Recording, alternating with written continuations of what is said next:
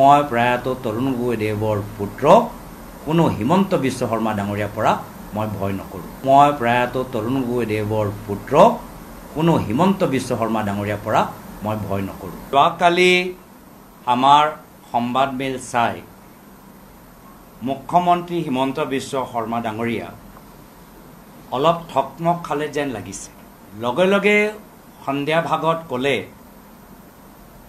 যে যদি তেওঁ এটাও কথা ভুল কৈছে তেতিয়া তেওঁ মুখ্যমন্ত্ৰী পদৰ পৰা তেওঁ পদত্যাগ দিব আৰু ঘৰলৈ নাযায়। সেইবাৰ কিয় ক'লে তেওঁহে জানে। কিন্তু তেওঁৰ কথা শুনি মোক এটা আমাৰ সংস্কৃতিত আমাৰ ভাৰতীয় পৰম্পৰাত এটা পুৰণা এটা কথা আছে, সেই কথাটো মনত পৰিলে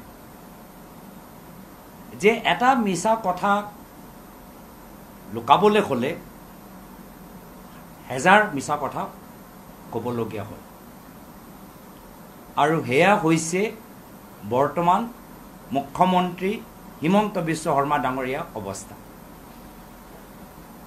ফেব্ৰুৱাৰী মাহত যি মিছা কথা ক'লে, এতিয়া কেনেদৰে সেই মিছা কথাটো লুকাব পাৰে তাৰ বাবে প্ৰত্যেক দিন, প্ৰত্যেক সপ্তাহ, প্ৰত্যেক মাহ তেওঁলোকে নতুন নতুন মিছা কথা, নতুন নতুন অভিযোগ দাঙি ধৰিবলৈ চেষ্টা কৰিছে।